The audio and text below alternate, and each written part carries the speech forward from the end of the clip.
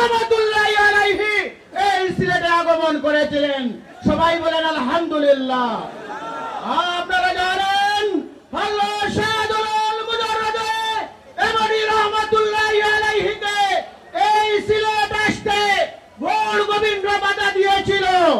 এই সুরমা নদীর সব ঘাট বন্ধ করে দিয়েছিল, কিন্তু আল্লাহর ওলিদের সাথে যারা বেয়াদবি করে, যারা দুশমনি করে, আল্লাহ রসুলের হাদিস আছে, যারা আল্লাহর ওলিদের সাথে দুশমনি ভাব পোষণ করে আল্লাহ তার সাথে যুদ্ধ ঘোষণা করেন।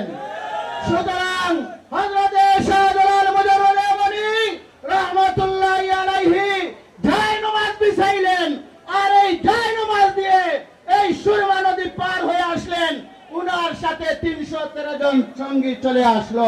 সবাই বলুন আলহামদুলিল্লাহ। ইতিহাস বলার সময় নেই, এখানে অনেক আলোচক বৃন্দ রয়েছেন। এখানে অধ্যক্ষ অধ্যাপক শফিকুর রহমান সাহেব, জনাব আব্দুল আজিজ সাহেব সহ অসংখ্য আলেম উলামা রয়েছেন। সবাই কথা রাখবেন। আমি শুধু বলতে চাই হযরতে শাহজালাল